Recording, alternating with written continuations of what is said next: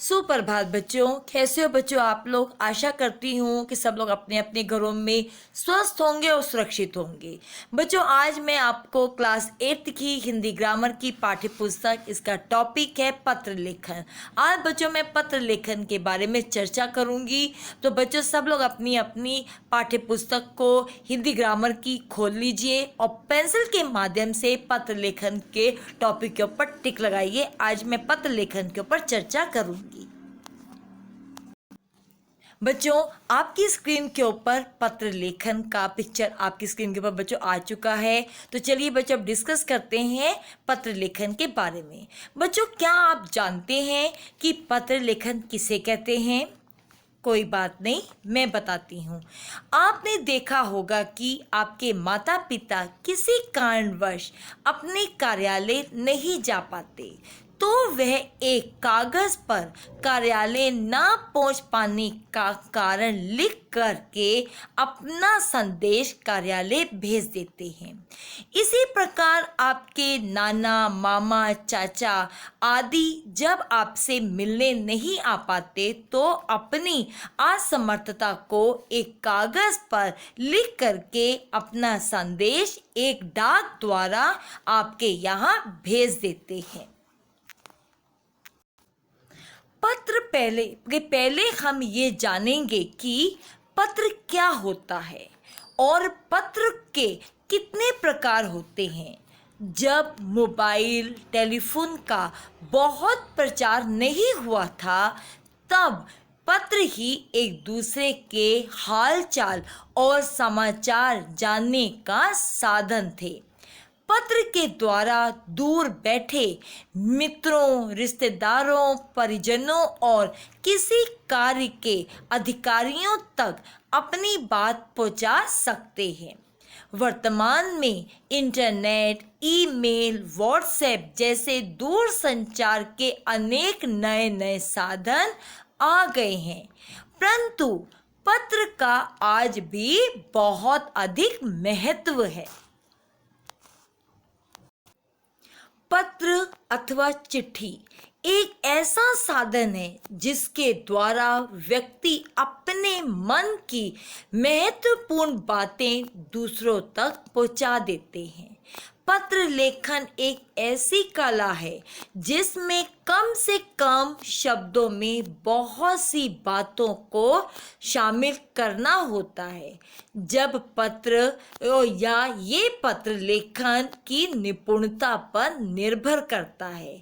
प्राचीन काल में राजा महाराजा अपना संदेश एक कागज पत्र पर लिखकर कबूतर के माध्यम से या किसी दूत के माध्यम से दूसरे और मित्र राज्य तक पहुंचाते थे।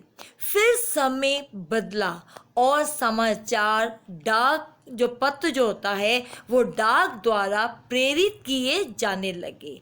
फिर समय तो बदलता चला गया। डाक जो पत्र थे और जो पत्र जो था वो डाक द्वारा प्रेरित किए जाने लगे।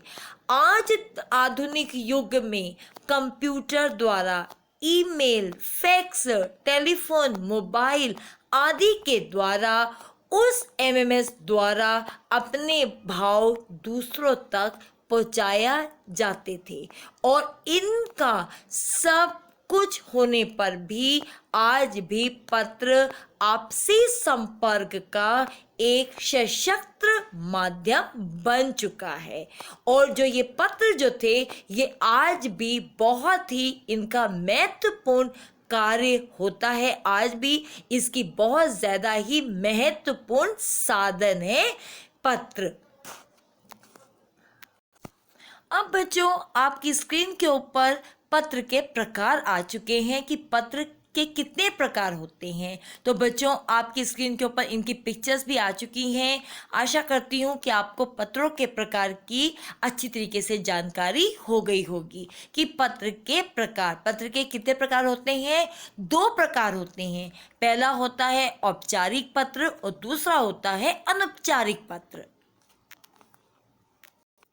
बच्चों, आपकी स्क्रीन के ऊपर अनौपचारिक पत्र किसे कहते हैं या उसके बारे में बच्चों जानकारी आपकी स्क्रीन के ऊपर आ चुकी है। अनौपचारिक पत्र कहते हैं जिन व्यक्तियों के साथ व्यक्तिगत अथवा पारिवारिक संबंध होता है उन्हें लिखे जाने वाले पत्र अनौपचारिक पत्र कहलाते हैं। मित्रों, संबंधियों आदि को लिखे जाने वाले पत्र क्या कहलाते हैं? अनौपचारिक पत्र होते हैं।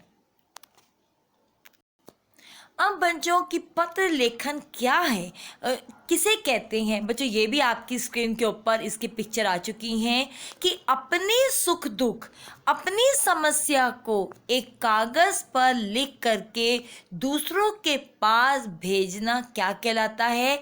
पत्र लेखन कहलाता है। बच्चों, पत्र लेखन के और भी बहुत सारे उदाहरण हैं जो बच्चों आपकी स्क्रीन के ऊपर आ चुका है। तो देखिए बच्चों, आप पहला है उदाहरण कि पत्रों के द्वारा हम अपना संदेश एक दूसरे तक पहुंचाते हैं। दूसरा है पत्र लेखन अपने मन के भाव को अभिव्यक्त करने का सर्वोत्तम और सरल और सस्ता साधन है। तीसरा है कि पत्र के द्वारा घर परिवार के समाचार, मन के भावों, समस्या और प्रार्थना एवं निवेदन को प्रकट किया जाता है। फिर चौथा कि पत्र लेखन एक कला है जिसके द्वारा व्यक्ति के ज्ञान, अभिरुचि एवं व्यक्तिगत का भी पता चलता है। बच्चों, अब आपकी स्क्रीन के ऊपर औपचारिक पत्र आ चुका है कि औपचारिक पत्र में कौन कौन से पत्र शामिल होते हैं। बच्चों, इसका पूरा टेबल आपकी स्क्रीन के ऊपर आ चुका है, तो बच्चों बहुत ध्यान से देखिए भी और सुनिए भी। औपचारिक पत्र, औपचारिक पत्र में पहला आता है आवेदन पत्र और दूसरा आता है व्यावसायिक पत्र। तो बच्चों, चर्चा करते हैं आवेदन पत्र के बारे में कि आवेदन पत्र किसे कहते हैं। कहते हैं आवेदन पत्र कि नौकरी के लिए विभिन्न संस्थानों को अथवा प्रधानाचार्य या प्रधानाचार्या को अवकाश लेने हेतु जो पत्र लिखे जाते हैं उन्हें आवेदन पत्र कहा जाता है।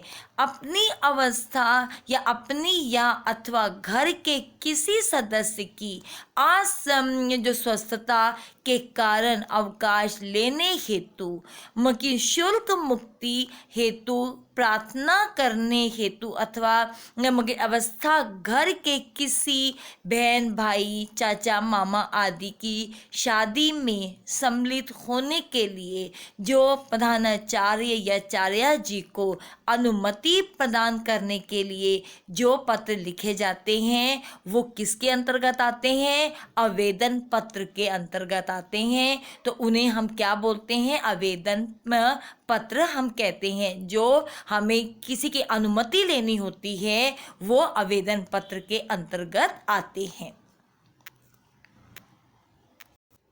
अब बच्चों, दूसरा आता है व्यावसायिक पत्र। पहला हमने डिस्कस किया था आवेदन पत्र के बारे में, अब आ जाता है व्यावसायिक पत्र के बारे में कि व्यावसायिक पत्र किसे कहते हैं। कहते हैं व्यावसायिक पत्र वो पत्र होते हैं जो दुकानदारों या जो व्यापारी लोग होते हैं उनको पुस्तक विक्रेता या प्रकाशन को, समाचार पत्रों के संपादन को या सरकारी अफसरों को जो पत्र लिखे जाते हैं, ये सब जो भी पत्र होते हैं ये सब बच्चों किसके अंतर्गत आते हैं? व्यावसायिक पत्र के अंतर्गत आते हैं। इन्हें हम कौन से पत्र बोलते हैं? व्यावसायिक पत्र कहा जाता है या उसको दर्शाते हैं। अब बच्चों, हम पता करेंगे या जानकारी लेंगे कि पत्र के कौन कौन से अंग होते हैं। पहला है पता, दिनांक, संबोधन, अभिवादन, आरंभ, मुख्य विषय, विषय का अंत और समापन। अब आता है पत्र के आवश्यक अंग। पहला आता है पत्र भेजने वाले का पता। इसे सबसे ऊपर और बाईं ओर लिखते हैं। दूसरा आता है पत्र लिखने की तिथि। इसे पत्र भेजने वाले के पते के ठीक नीचे लिखते हैं। फिर आता है संबोधन या अभिवादन। इसे भी बाईं ओर ही लिखा जाता है। पारिवारिक पत्रों में पाने वाले की आयु और संबंध के अनुरूप संबोधन किया जाता है। इसके बाद अभिवादन का शब्द लिखा जाता है। ये थे पत्र के आवश्यक अंगों की जानकारी। अब बच्चों, आपकी स्क्रीन के ऊपर पत्र लिखते समय ध्यान देने योग्य प्रमुख बातें, तो बच्चों आपकी स्क्रीन के ऊपर ही बच्चों आ चुका है। आप लोग बच्चों बहुत ध्यान से देखिए भी और सुनिए भी। पहला है, एक अच्छा पत्र लिखने के लिए हम निम्नलिखित बातों का ध्यान रख सकते हैं या रखना चाहिए। नंबर 1, जो है पत्र की भाषा सरल और सहज होनी चाहिए। दूसरा है, वाक्य छोटे छोटे एवं स्पष्ट होने चाहिए। तीसरा है, विराम चिन्हों का प्रयोग सावधानी पूर्वक करना चाहिए। चौथा है, ये पत्र है, पत्र में उचित स्थान पर पत्र लिखने वाले का पूरा पता होना आवश्यक है। अब अगला है बच्चों कि पत्र के माध्यम से उनके लिखने का उद्देश्य स्पष्ट होना चाहिए, विषय से भटकना नहीं चाहिए। उसके आगे वाला नेक्स्ट कि पत्र में अपने विचारों, भावों और सूचनाओं आदि को भी कम से कम शब्दों में लिखना चाहिए। नेक्स्ट कि पत्र स्वयं में प्रभावशाली होना चाहिए। ऐसी शैली का प्रयोग करना चाहिए जिसमें रोचकता और उत्सुकता का भाव हो। अब बच्चों आपकी स्क्रीन के ऊपर अनौपचारिक पत्र या घरेलू पत्र, अब उसके बारे में बच्चों मैं बताऊंगी आप लोगों को कि अनौपचारिक पत्र और घरेलू पत्र एक समान है और इसका अर्थ क्या है कि अनौपचारिक पत्र प्रायः संग संबंधियों, मित्रों एवं परिजनों को लिखे जाते हैं। इन पत्रों में उनका हाल चाल पूछा जाता है और अपने बारे में बताया जाता है। बच्चों जो मैंने अभी आपको बताया बच्चों, ये भी आपकी स्क्रीन के ऊपर इसकी पिक्चर भी आई हुई है, तो बच्चों ये देख कर के भी आप लोगों को और अधिक तरीके से स्पष्टता आ जाएगी कि अनौपचारिक पत्र या घरेलू पत्र किसे कहते हैं। अब बच्चों आपकी स्क्रीन के ऊपर औपचारिक पत्र बच्चों आ चुका है कि औपचारिक पत्र किसे कहते हैं। तो बच्चों चलिए आपकी स्क्रीन के ऊपर बच्चों इसकी पिक्चर आ चुकी है, तो चलिए जानकारी लेते हैं कि औपचारिक पत्र किसे कहते हैं। कहते हैं औपचारिक पत्र उन लोगों को लिखे जाते हैं जिनसे हमारा कोई करीब का रिश्ता नाता नहीं होता, फिर भी किसी कार्य को कराने, सुविधा उपलब्ध कराने का निवेदन हमें करना ही पड़ता है। इन सब कार्यों के लिए उन लोगों को भी जो पत्र लिखे जाते हैं उन्हें औपचारिक पत्र कहते हैं। जैसे प्रधानाचार्य जी को और संपादक को या प्रकाशन को जो पत्र लिखे जाते हैं उन्हें हम कौन सा पत्र की भूमिका देते हैं या कौन सा पत्र को दर्शाते हैं, औपचारिक पत्र को दर्शाते हैं। तो आशा करती हूँ कि आप लोगों को हम की औपचारिक पत्र और अनौपचारिक पत्र के बारे में अच्छी तरीके से जानकारी मिल गई होगी। अब बच्चों आपकी स्क्रीन के ऊपर प्रधानाचार्य को प्रार्थना पत्र लिखना है। बच्चों आपकी स्क्रीन के ऊपर बच्चों इसकी पिक्चर भी आ चुकी है। तो चलिए बच्चों अब डिस्कस करते हैं इस पत्र के बारे में कि आपके दादाजी बहुत बीमार हैं, चूँकि आपके पिताजी फौज में हैं और सीमा पर तैनात हैं, इसलिए यहाँ पर वह नहीं आ सकते। ऐसी स्थिति में दादाजी की देखभाल आपको करनी है, जो बिना अवकाश लिए हो नहीं सकती, और अतः आप लोग 3 दिन का अवकाश मांगने हुए प्रधानाचार्य जी को पत्र लिखना है। तो बच्चों जब तक हम प्रधानाचार्य जी को हम प्रार्थना पत्र नहीं लिखेंगे तो हम अपने दादाजी की देखभाल नहीं कर पाएंगे। तो जब हम उनकी की आज्ञा लेंगे कि हम प्रार्थना पत्र लिखेंगे प्रधानाचार्य जी को, तो हमें वो अनुमति देंगी कि तब जाके हम अपने दादाजी को जो बीमार हैं उनकी हम देखभाल कर सकते हैं। तो ये था प्रार्थना पत्र प्रधानाचार्य जी को लिखने का एक कि कैसे लिखा जाता है। आशा करती हूँ कि ये भी आपको जानकारी बहुत अच्छी तरीके से मिल गई होगी।